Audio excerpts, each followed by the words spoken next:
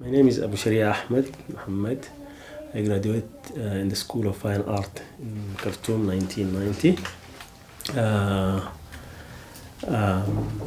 I left Sudan in the early 90s, gone to Nairobi, searching for more options of exhibiting and promoting my art. And my practice with art started as early as in childhood, like anybody else. I have been drawing with charcoal. I have been drawing with chalks in many places, but eventually I discovered that it is this ability, something is coming out of me.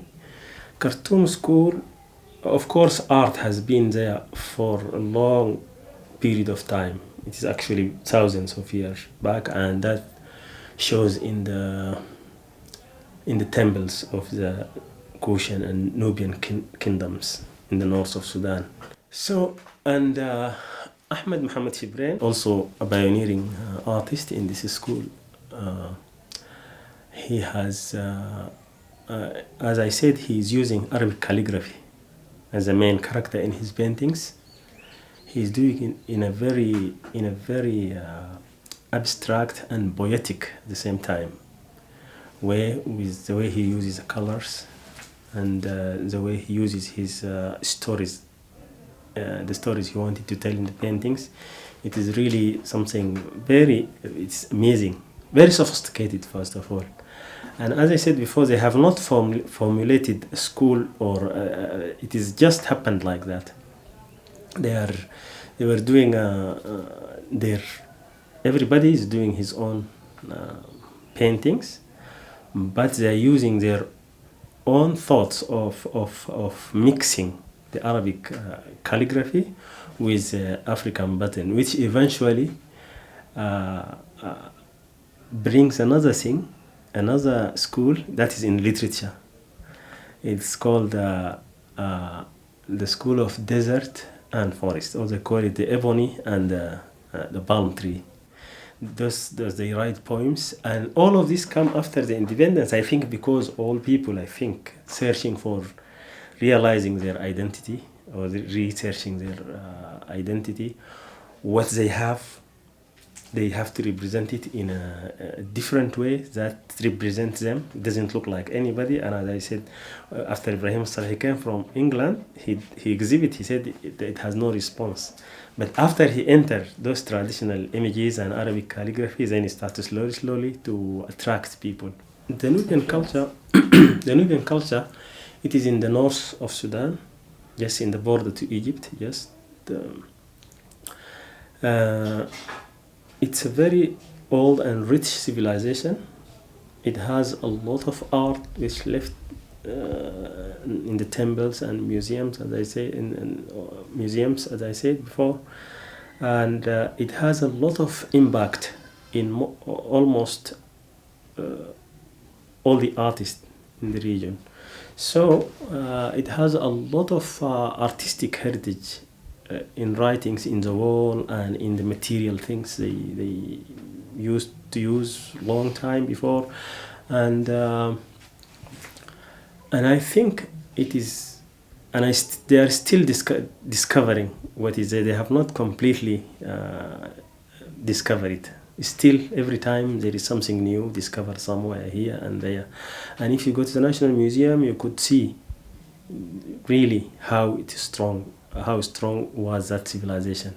So probably most of the artists, they get that, that heritage, and you can use it the way you want. For myself, I use the symbols of the Nubian writings in the wall, trying to have an image from it. It's just artistically, but I don't know the meaning of the symbols or something like that. For me, I paint the woman for a long time. It is very hard to find a painting not having a woman figure in it, because for me, I believe she could be my mother or my sister or my daughter or my wife.